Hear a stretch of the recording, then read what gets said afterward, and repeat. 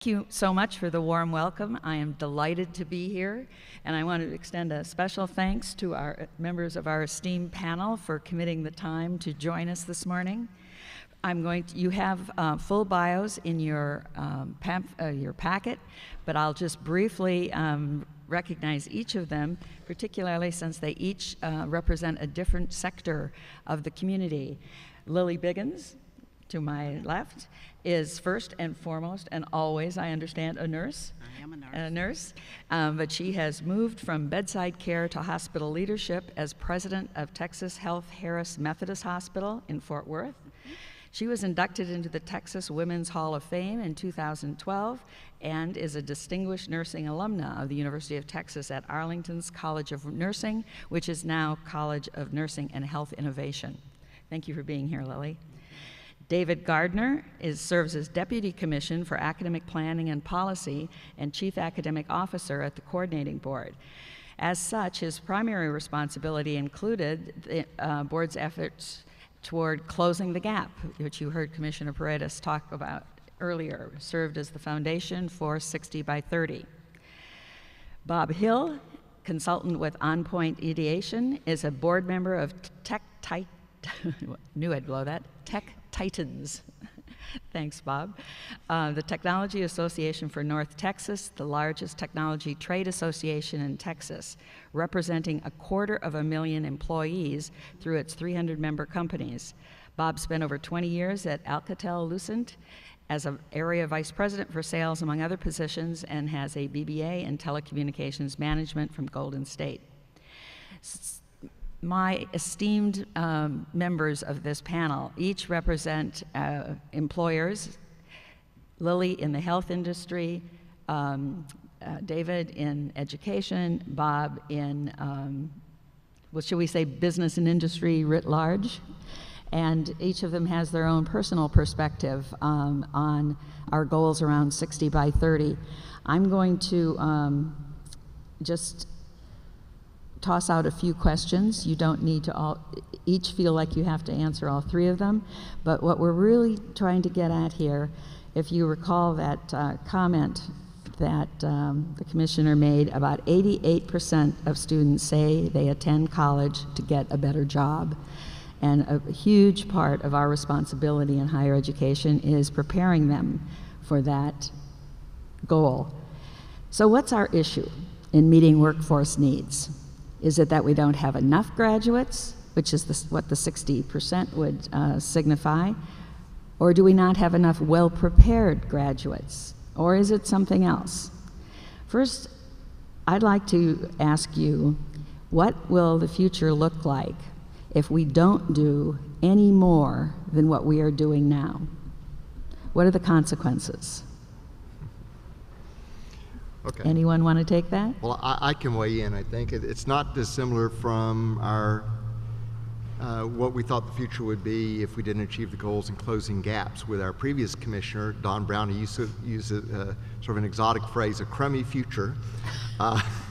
And I think that Commissioner Paredes has made the point is that we are improving, but we're not moving fast enough. We're staying on that course.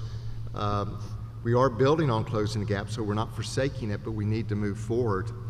I think it's important when you looked at the pie charts the commissioner shared in terms of the diversity of the state. We've known this for 20 years, and we're more and more diverse. And as Woody Hunt, the chair of our strategic planning committee, noted, the question is not whether we are going to have a diverse state in 2030. The question is whether we're going to have a diverse workforce.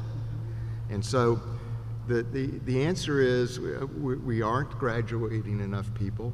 We think we're graduating people with more marketable skills than they're aware they have. And so part of what we're going to need to be doing, and part of what the marketable skills goal is all about, is changing the culture at institutions, much the same way we changed the culture of success. When 15 years ago, public universities weren't always well noted for the fact they were encouraging people to enroll, but they didn't do everything they could to help them graduate.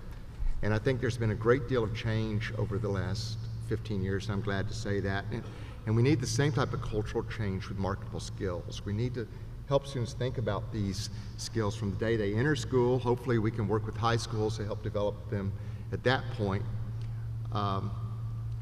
and move them forward. And at the same time realize that there isn't a set of marketable skills that will remain in place for decades and decades. And I think we're going to talk more about that later, but they will change, they'll move forward, and higher education needs to adjust just as the economy needs to adjust.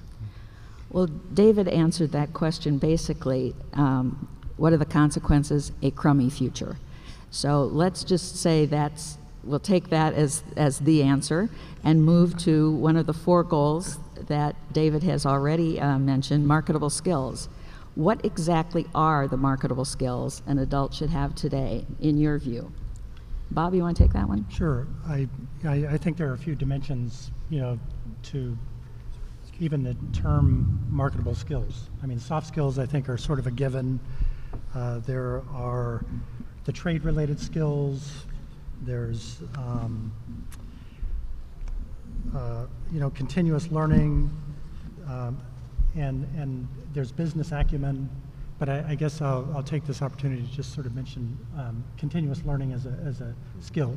I mean, one of the best telecommunications professionals that I ever worked with had a degree in music, right? And how many of us today are working in fields where we actually graduated with a degree in the field that we're operating in today? And so continuous learning is a marketable skill. And I also question how much can we, I mean, where does that start? I mean, does continuous learning, is it internalized by students and by parents at the high school or the post-secondary level, or did it really start in elementary school and in middle school, right? And so we have to recognize that there's a pipeline, and if we're going to have success at the higher education levels, then we probably need to really focus on continuous learning and internalizing the importance of that even earlier in the pipeline. And I will tell you that from a business perspective and from a Tech Titans perspective and our 350 high-tech members and users of high-tech, we really align well and agree with the Texas Education Agency's definition of a workforce pipeline. And they've divided it into 4 stages, right, from an educational perspective. The awareness stage is K through 5, right? The exploration stage is grades 6 through 8. And when you consider House Bill 5, and that 8th graders and 9th graders need to make a career educational endorsement decision, how do they and their parents make an informed decision at that age as to which career direction they would like to take, right? And then once they're in the program, it's career concentration from an educational perspective and preparation. So I think, I struggle with saying what can higher education do without looking at the entire ecosystem that starts with the earlier parts in the pipeline as well. I appreciate your saying that, although I would also say that higher education, that underscores the need for higher education to be working with our partners throughout the pipeline. Mm-hmm. Those, sometimes we like to look at those youth kids out there and say they're not ours, but the truth is they're not ours yet, but they will be. So let's, Lillie, do you want to crystal ball it and tell us what you would predict for the future in terms of the kinds of skills that are going to be needed, sort of looking beyond the horizon? What are employers going to want? I think the skills that are needed for employee, from an employer perspective, is that the individuals have a skill level, a social skill level, that will allow them to connect with the culture of the field that they're trying to enter. Because it's all about, it isn't so much about coming out with a degree, but it's connecting with the culture that you've earned the degree in. As most of you've already heard, I represent healthcare, and the marketable skills in healthcare involve how you connect the work with the heart. How do people learn? Because, you know, now kids aren't learning from their parents as much as they're learning from the internet and from others. So they learn different. And I'm talking social skills now. And so we have to figure out a way to tap into what's important to the student and make that important to us. Because in our industry, it's all about how you care and how you utilize the skills in a caring method that are skills that I'm looking for. I look for people who can adapt to what's important to the organization. And I know with the size of Bob's company, adaptation is really important. So we have to teach more than the academic part of what's important in the workforce. We have to also go to the heart of the kids. We have to go to the heart, find out what's important to them, and then embrace that as we educate. I believe that most of our models now are teacher-driven. They're educator-driven. We have to allow some of the programs that are in place to become more student-driven. Thank you. Yes, and Lillie, I appreciate your comments about how it applies towards your industry, you know, in healthcare. And I think, you know, an additional way for educators and for business to collaborate together is to actually start sort of foundationally with an understanding, when we talk about workforce, is what are the prominent industries and who are the prominent employers, you know, in North Texas, you know. And so I was sort of looking over some information that you can pull down from the internet, and if it's on the internet, it must be true, right? And you know, just various financial reports and reports written by the Dallas Morning News, for example. And the prominent industries in North Texas are education, you know, for example. Did you know that the educational institutions cumulatively are the largest employers in North Texas, just based on sheer number of employees? But also we have engineering and manufacturing, and I won't list them all, but you know, for example, Wistron Corporation, headquartered here, is a huge consumer electronics manufacturing company. Semiconductors, Texas Instruments, so on and so forth. Energy, oil and gas, you know, we've got Exxon here, and Holly Frontier and Halliburton. Health sciences, right? Baylor, UT, Southwestern, all of them, right? Information technology. AT&T is the largest telecommunications service provider on the planet, and their global headquarters are right here in Dallas, right? And also some of the largest telecommunications equipment providers. Ericsson, Alcatel-Lucent, Cisco, either have their North American headquarters here, or for example, in Cisco's case, their largest campus, second largest campus in the United States, is located in North Texas. And so, you know, just if we look across the industry segments and who the largest employers are, and we engage them, then I think that raised awareness as to those industries will evolve into more engagement and translate into more infusion into the curriculum across those industry-related content, and ensure better opportunities for students to graduate out of that pipeline into industries of North Texas if we want to keep our students here. And I would just add to that, because I really have a passion around adaptation to culture. In all of the companies you mentioned, unless we get to the heart of how people operate, and that goes to the high school where, kudos to Texas. We've done so much in our schools, in our elementary schools, in our high schools, to engage young adults around careers and keep them engaged. But we have to do more around the area of adaptation and marketable skills, because if they can't work at AT&T and adapt to AT&T's culture, if they can't adapt to Texas Health Resources culture of caring and nurturing and giving of oneself, then they won't be successful. So we're turning out people, we're trying to engage them early, we're getting them degreed, and then we put them into a situation where they can't be successful because they have no marketable skills. They have to learn to adapt to the company rules, and if they can't adapt to those, then they won't stay. And so that's where I'm going with marketable skills, and I see that so prevalent in our industry because, you know, going into healthcare is hard. You have to do all the sciences, you do all of the, I mean, it's very complicated. And I get so frustrated when I see young adults, these millennials, for instance, and they have problems because their skill sets aren't where they need to be in terms of people interactions. And that's what I meant when I said we have to go to where they are, understand what's important to them, and then build on those skills. Because if they can't function, they're going to be frustrated, and there's nothing more frustrating than going through an academic program and not being able to be employed, successfully employed, because people can be employed, but they won't go anywhere. And when you look at the professional salaries versus some of the other salaries from just having a degree, that's where they want to be. So I think we have to give them the human perspective as we work through and consider those as one of the big marketable skills.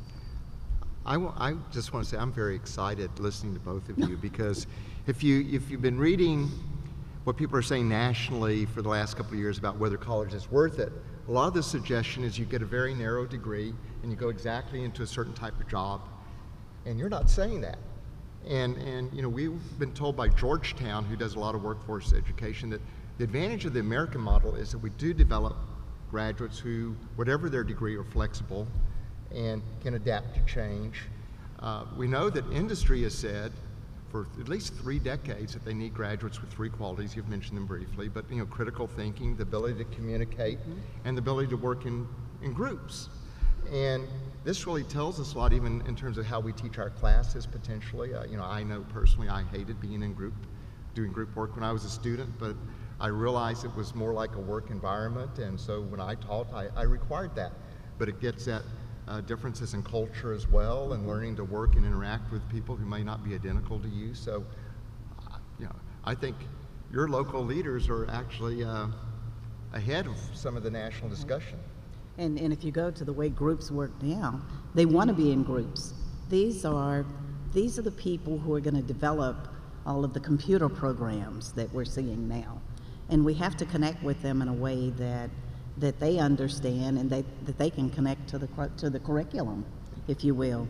You know, we see people now who invented the selfies?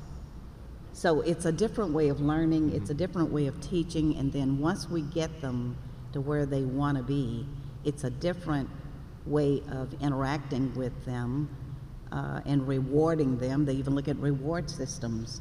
You know, you used to just say thank you and people felt rewarded. Well, they want public recognition. So it's all about understanding the student, it's understanding what's important to them, and I don't mean just at the academic level, at the college level, at the university level. It's all about, you know, understanding what's important to them and then connecting with them that's going to keep them engaged and allow us to accomplish this 60 by 30 initiative that we're working on. And from an educational standpoint, it's helping the students be more aware of their marketable skills.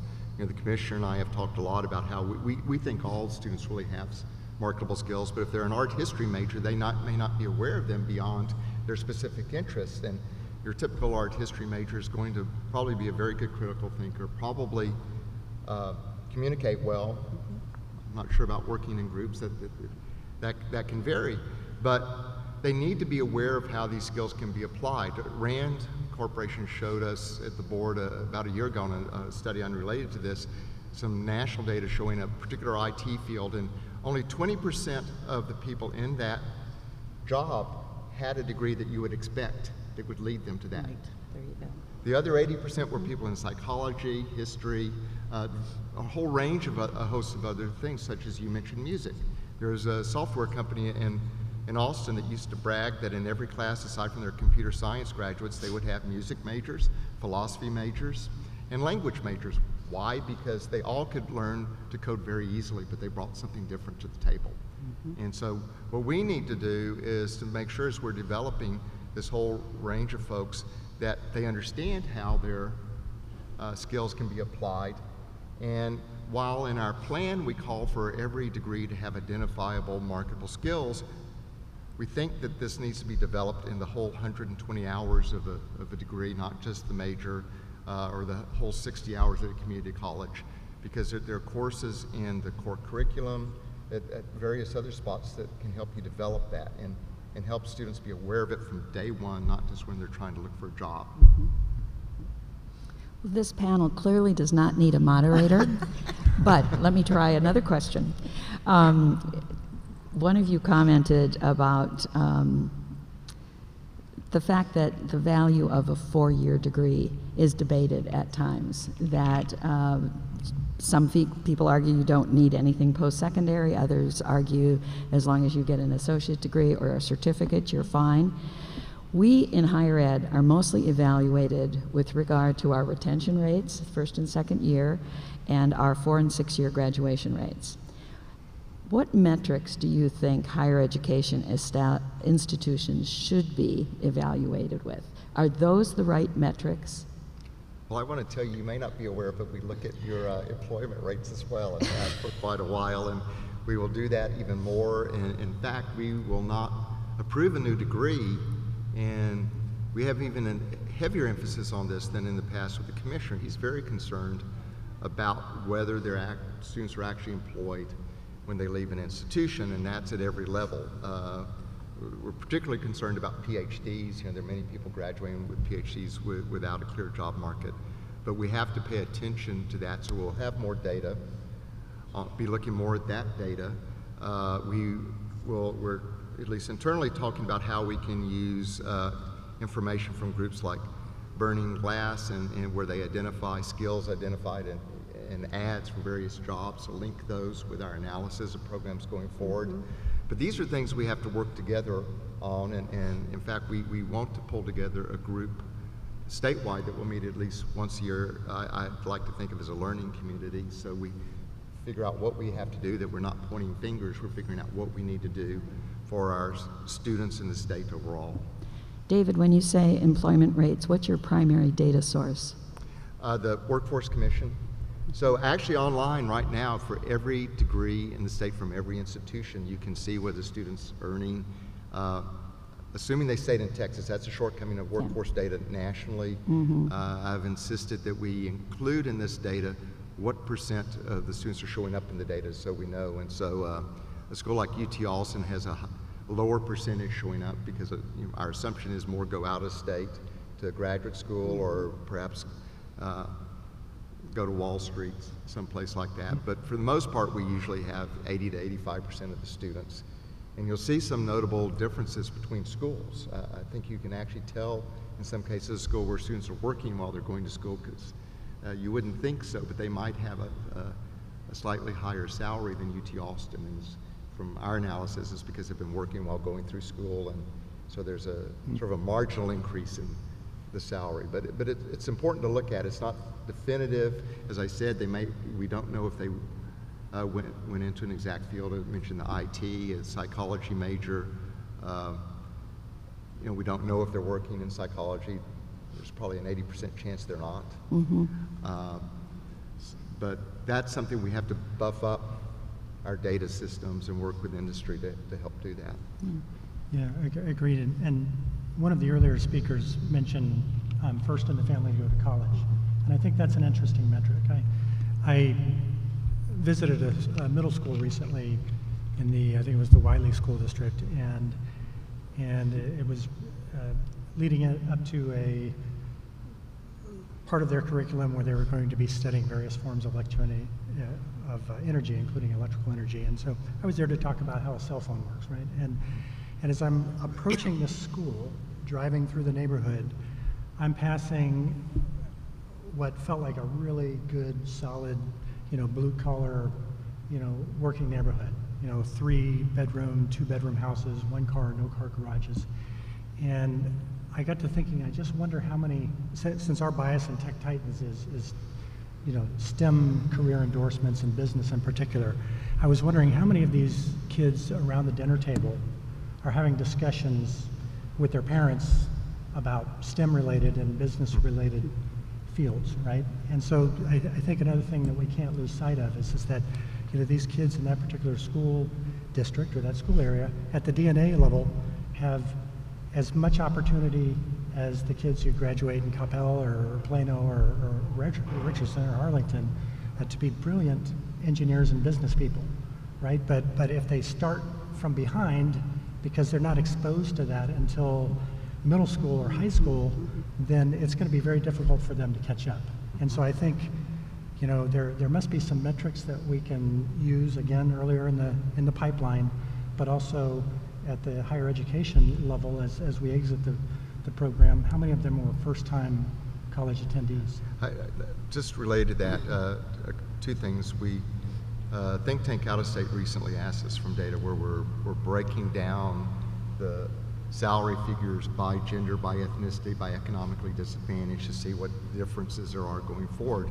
We've also been tracking an 8th grade cohort for years, and I just asked our staff in terms of whether they're going to college or not and whether they're graduating, but I've asked them to include workforce data as well, so we know what's happening when they're leaving at different points in time. We also need to learn to look at things from students' perspective more. For example, 2 years ago, everyone was saying, you know, our college going rate had dropped a little bit, and it was because of the increase in oil jobs, and we heard about all the opportunities for $70,000, $80,000 jobs for students directly out of high school, and we went through the data, and we found 4 or 5. But the reality is we said, well, is this really true? But we had to step back and realize a $24,000 job is a lot of money for a high school graduate. In fact, it's good money for a psychology graduate when they first start. And so you have to look at these numbers from a different perspective to really understand. And if you're in a poor family, you have to understand that this is an attraction. So in that case, we tried to work with some employers so that we could help provide some education while they were in the field. But by the time we sort of thought that might happen, the market fell off in terms of those jobs. But it's a constant effort to move forward. One final remark on what you were saying about the STEM, I looked at a couple hundred jobs for beginning, just recent college graduates in Austin. And at least 50% of them required one of two things. One, social media, knowledge of social media, which talks about communicating in a different kind of way. The other was data analysis and jobs that you might not expect. And so there are a lot of these students coming out of high school that perhaps they think they don't like math, they're not very good at math. You can be average at math and get a good job if you pursue math. You don't have to be Einstein and more students need to realize that. I think too many students undersell themselves in terms of that capability. But I know Austin's a different location, but I don't think your area is much different. And the need for people who can work with data continues to grow from my review of the jobs. Well, just to add a point of emphasis to that, I mean, in the industry, consumer electronics, telecommunications, healthcare, automotive, the phrase that you run into all the time is IoT, the Internet of Things. Today there are 7 billion devices that are connected to the Internet. By the year 2020, the prediction is that 50 billion devices will be connected to the Internet. And all of those devices, sensors and everything else, are collecting data. And then what you're referring to is called big data and business intelligence and analytics, is to take that ocean of data and to summarize it and extract out the meaningful data that adds business and consumer value. That's right. So, Exactly. So absolutely right on. And the students who are coming out now, the ones who will come out in 2020, these are the students who are going to be designing those data points. They're going to be the ones, they're very environmental conscious. They're going to be designing all of these high-tech computer-driven systems. And so to Dr. Johnson's point earlier, I think that what we have to figure out is how do we measure at the end of their formal education the impact all of that had on their lives, because they're very they're self-gratifying, pretty much so. So Are we prepared? I think we need to develop systems where we can go to the students, say maybe 1 year afterwards, and ask them if they were prepared. Ask them the questions, because they're very verbal. Send out a questionnaire to them. They love the computer. The people we're trying to reach right now will be a different type of leader. They're going to be, they require a different type of education. They're going to read books online. Right? They can be educated from anywhere. We have to address some of that.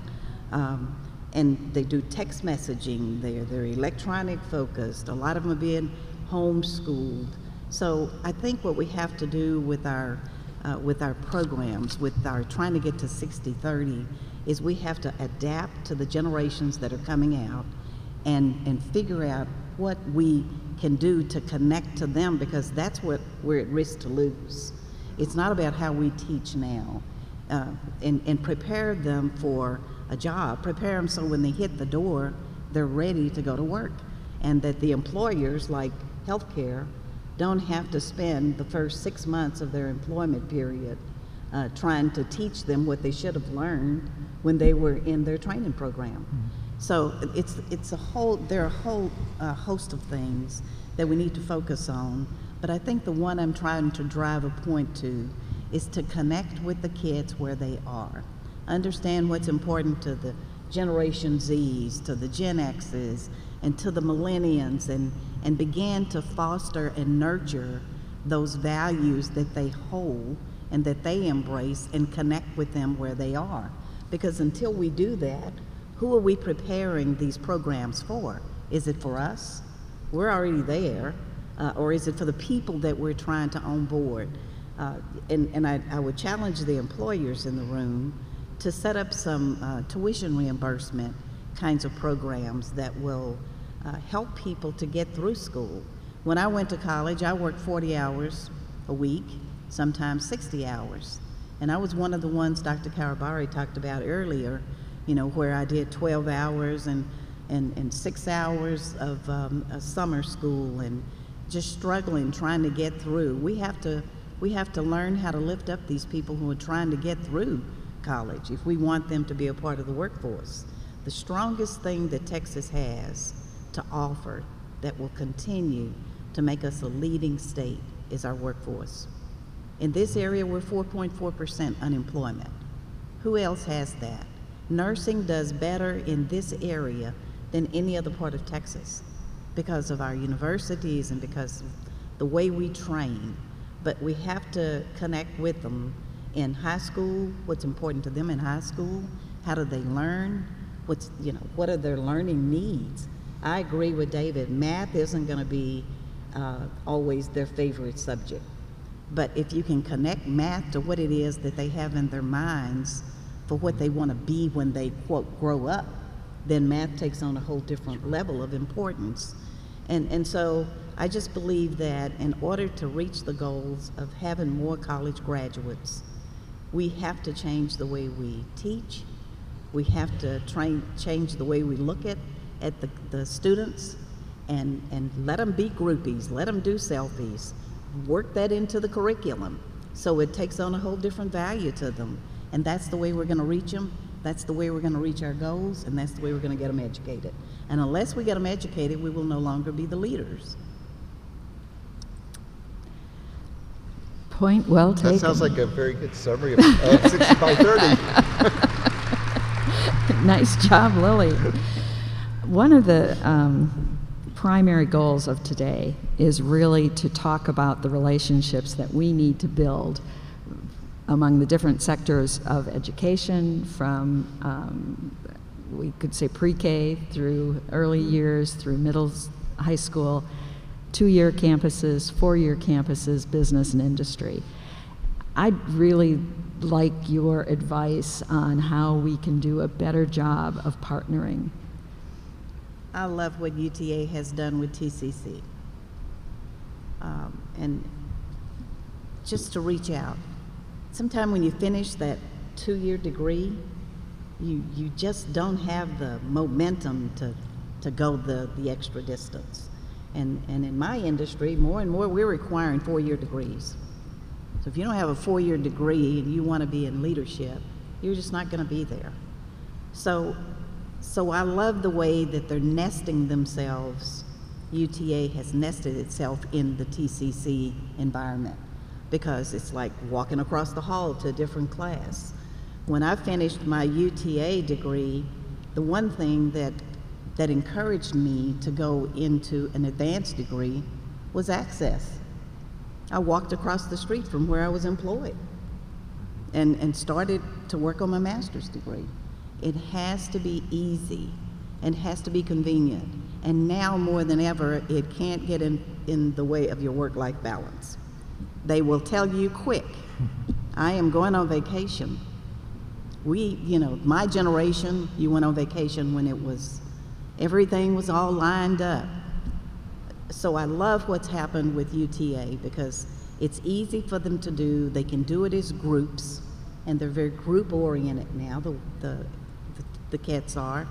And so I think that it has to be the high school that begins it, maybe even the primary education programs. And then it has to be easy to articulate all of those, and there has to be some unity, because if it's connected to the Gen Ys, the Gen Zs, they see that connectivity, and that's what makes it work for them. And I just want to clarify, if there happen to be any teachers or faculty listening, I'm sure when Lillie says easy, she means access to the courses and instruction, but the courses need to be rigorous. Thank you for that clarification. I just wanted to be sure. I met with a group of students in California about a decade ago, and they made the point that too many institutions made it hard to get into classes. Mm-hmm. And they felt it should be easy to get in, but it should be hard to get out. And I know that's what you meant. Easy access. But that's critical. The students deserve that rigor in their classrooms because they're capable of it. Yes, I'd like to re-emphasize that, because so often when we talk about increasing access or increasing completion, there's an assumption that we're going to need to dumb down our curriculum. Oh, no. And that it's the worst possible thing we could do for any young person. Exactly. And when you set high standards, people have a way of rising to those high standards, and I think that's critical. And I would agree with that, because the one thing that UTA grads enjoy is they know the reputation of the university. And it's all about the academic rigor, as you suggest. Why graduate people and they go into an environment thinking they know they're subject matter now experts, entry level probably at that point, and they don't know. I mean, the worst thing I think you can do is create these debts and you don't get anything for your money. That's one of my biases against some of the trade schools, is when they graduate people, they can't get employed. And when we graduate our students, I think that the university that they come from, that they graduate from, has to have high standards, so those individuals who have that degree are pulled into the organization and they don't have to push their way in. And that I can say that for our engineering program here at UTA. You know, we look for engineers that are UTA graduates, because we know that the quality of their programs prepare them for that. When we hire UTA nurses, we know that sim lab and all of the things that they've gone through prepare them. So please don't misunderstand my comment. I understood it completely. Thank you so much. Everyone else did. God, Lillie, you're a great cheerleader for UTA. I just love this. But let's push on this a little bit harder. Many of our programs have advisory groups. You know, engineering certainly has advisory groups, the business college, even in the liberal arts, there will be groups of advisors. How can we, what else can we do to ensure that more of our faculty understand some of the things that you've pointed out that are so important for students to know and be able to do, and the kinds of what we call soft skills that are important? How can we tighten this connection? You know, it's a really good question. I don't think it's a riddle that we have totally solved. I will tell you that from a Tech Titans perspective, about 3 years ago, we started with some intensity down a path and identified a couple of hundred volunteers that were willing to go into education and provide support. We developed some ideas around content that related well to the prominent industries and the employers in North Texas. And we came to education and said, here we are. And what we discovered is that we may be business professionals, but we're not educational professionals. And so the way that the type of content and the way that we wanted to present it, to Lillie's point, is not necessarily the best way to present it in a learning environment. But also I will tell you that we also sort of ran into sort of a lockstep educational calendar and curriculum, and also testing and retesting requirements that otherwise consumed a lot of bandwidth that could otherwise have been made available to provide more access to industry into the classroom. And so I don't know if this is a legislative initiative or what it is to sort of look at the process, especially with regard to testing and retesting, and saying how can we create more bandwidth and infuse that. I liked your comments, Lillie, about relevance of math, right? If the students can sort of internalize why math is important, why physics is important, why algebra 2 is important, then they may pay better attention in class, right, and perform better and be better prepared to enter the workforce ultimately. And so, to be honest, I'd appreciate some feedback as well as to how can we gain access but not interfere and add value to educators. That's a good question. Well, I think part of it is the learning community I was talking about. But let me give an example of how one can do this. The NSF funded some studies at Wright State a number of years ago. They realized in their engineering program that they were losing many of their graduates at the calculus level, multivariable calculus level. And they looked into their program and realized that all they had to do was take real problems that they would address when they were a junior in engineering classes and bring them to bear in those initial calculus classes, because they saw the direct application. And you could do this in numerous areas. I want to point out, I think it's going to be mentioned, but just in case, we are having a Marketable Skills Conference in Austin next week on April 12th and 13th at the AT&T Center at UT Austin, and they were graciously agreed to co-sponsor it. So we got access to the facilities a little less expensively. But at this point, we have at least 300 people registered from institutions around the state. It's probably above that now. I was in Houston yesterday, and there were some business leaders who wanted to attend that, and we welcome them to that. So you're welcome to register. We might be crowded. It's okay to be crowded. But this is beginning the dialogue about how to do this. We have someone coming from the University of Birmingham in England, not Alabama, who, and they have a heavy employable skills effort in England. And this is a person who's leading those efforts, so we can learn something from England and how to do that. We have somebody from the Department of Labor. We have somebody that's talking about how liberal arts institutions are incorporating this. The survival of a liberal arts school is their students have to be employed. And they are employed. In fact, their average starting salary is about almost identical to UT Austin or Texas A&M.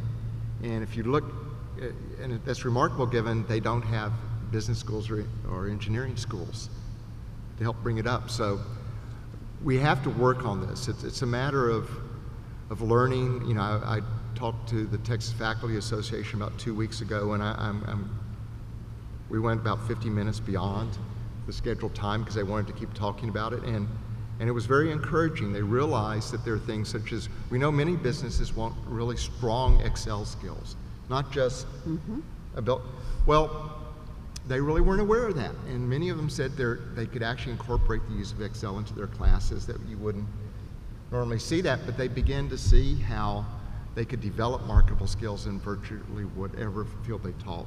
And then, so it's beginning of the discussion, and I think with the industry advisory groups, it would be helpful if they put 60 by 30 there and say, here's our reference point. How does what we do help us achieve this goal?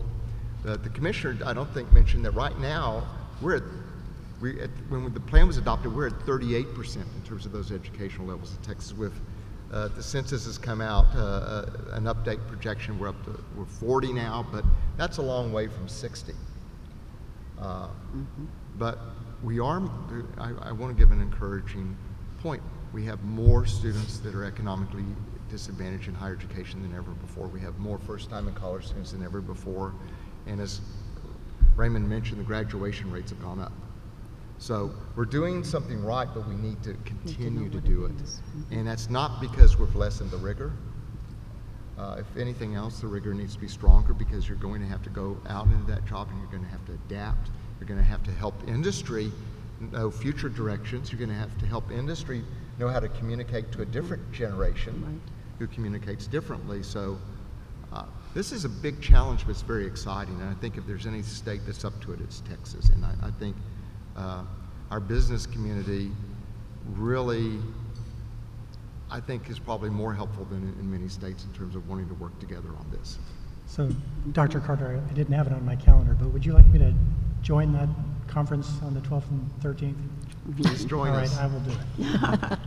Well, thank you for that. I'd like to add one thing before I we just leave that also want to question. point out, is just trying to be supportive here, is I'm not a UTA graduate, but But you're trying. Lillie, I noticed you were like-minded. We did make an effort to wear the UT colors of blue and orange today as well. So whatever we can, in industry, can do to support the effort, we're here to do. Well, I went to graduate school at A&M, so it's a struggle for me. I want to thank you. Appropriate I want to thank allowance.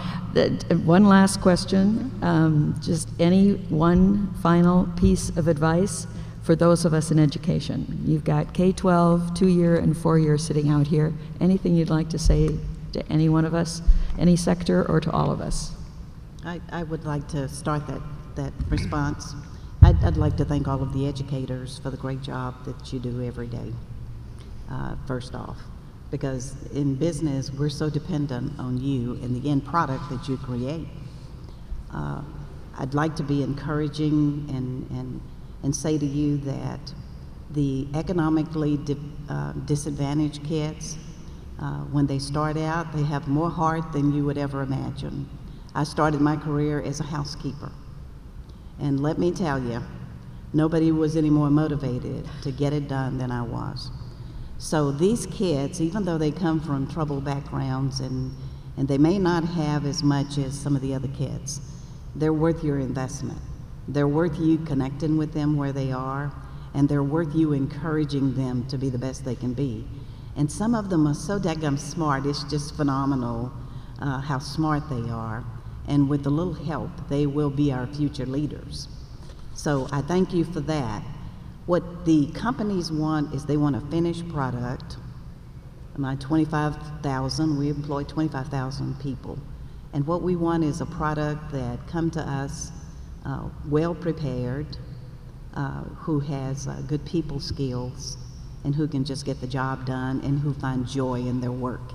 You have to learn to find joy in your work when you work in these big companies. So I think make sure that they're having fun while they learn, and again, thank you for what you do. Thank you for that.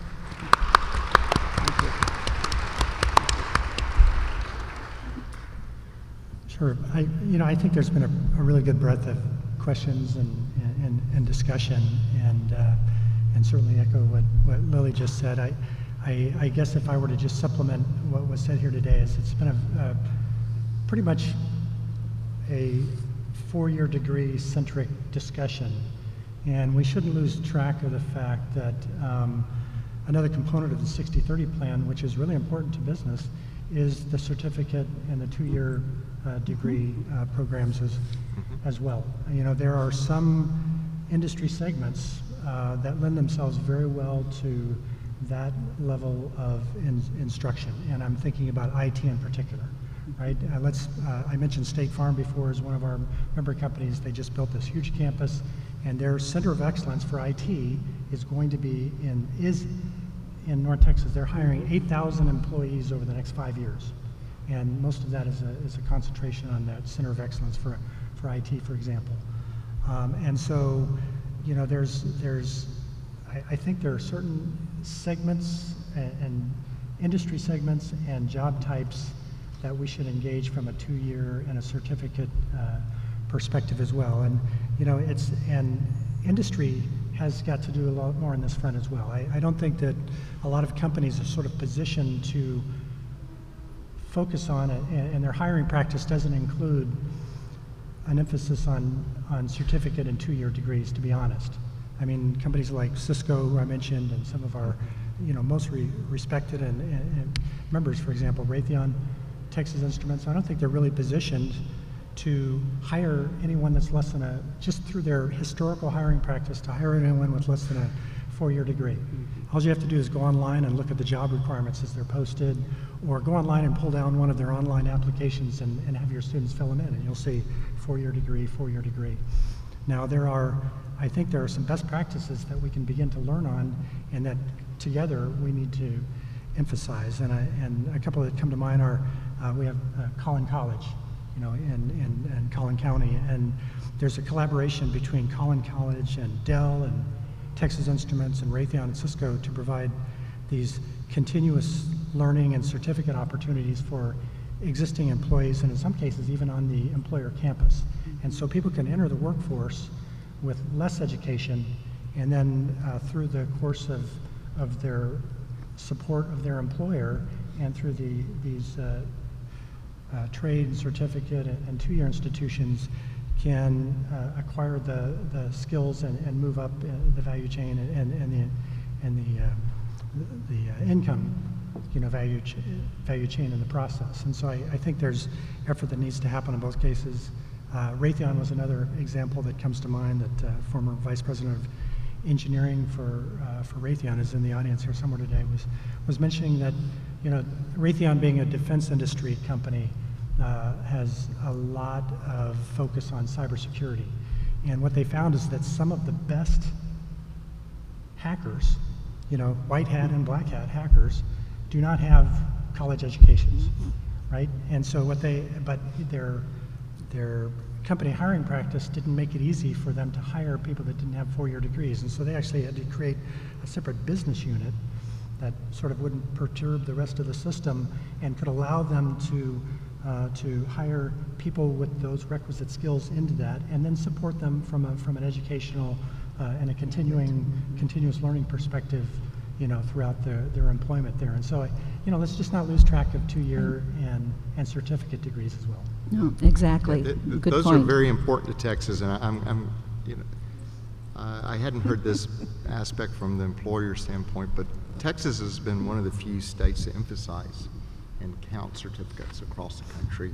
Other states are catching up with that, and many of our certificate graduates earn significant salaries, you know, directly out of school at lower cost. But I just sort of like to end with, you know, the futurists have said for years, you know, many of you have heard this thing, you know, think globally, act locally. And if you think of 60 by 30, that's the global for Texas. But we cannot, and one of the reasons you're here today is we cannot achieve the goals in this plan without local creativity, local efforts, recognizing their differences from one part of the state to the other, different demographics, different cultures, you know, just a whole different environment in many ways, and different resources. And we need every area to say what works here in this part of the state versus another, and how we can help achieve these goals. And so, you know, it's really wonderful you're here today, and but we have to do this if we're going to have a prosperous state. And when every person you run across, some of you probably left college hoping you could change the world. This is how you can do it, and it's changing it at your local level, and that changes the whole state. And we want Texas to not just be competitive nationally, but internationally. Excellent note to end on. Thanks to our panel for their insightful remarks. Join me.